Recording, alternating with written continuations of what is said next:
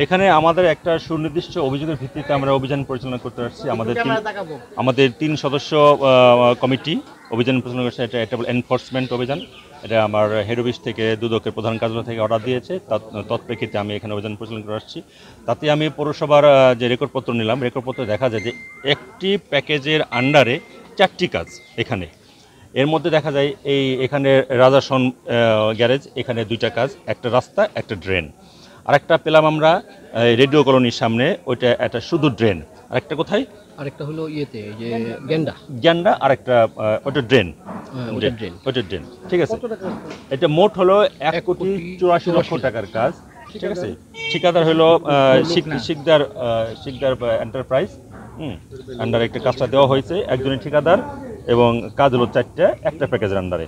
এখন আমরা পরিদর্শনে যা পেলাম, সরজমিন পরিদর্শনে আমার টিম, আমি প্লাস আমার টিম, রেডিও কলোনির যে কাজটা একেবারে অনিয়ম করা হয়েছে।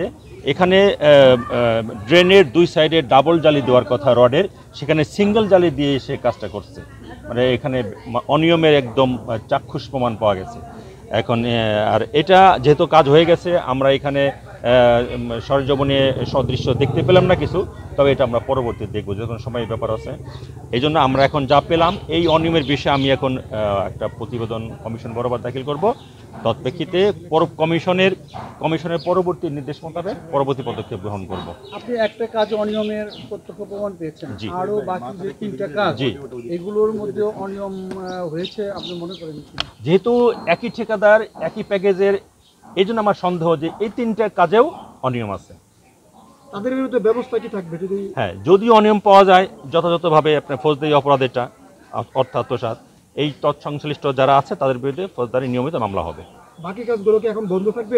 যাচাই বাছাই পরে অলরেডি বন্ধ হয়ে গেছে। অলরেডি ওই নির্মাণ কাজ যেটা ছিল চলমান, এগুলো অলরেডি তার এই ইসের কারণে পৌরসভা কর্তৃক নাকি বন্ধ করা হয়েছে। এটা আমি অলরেডি কাজ বন্ধ। যেটি তো এটা তদারকিতে আছে খাবার পৌরসভা, তো পৌরসভার বিরুদ্ধে কোনো ব্যবস্থা নেবেন কিনা? অবশ্যই সাইট ইঞ্জিনিয়ার আসবে, এখানে যারা যারা আছে দায়িত্বপ্রাপ্ত, কারণ প্রত্যেকটা প্রজেক্টের একটা দায়িত্ব থাকে, তুমি এটা দেখবা, তুমি এটা দেখবা, কমিটি থাকে, সেই কমিটি সবাই আসবে এখানে।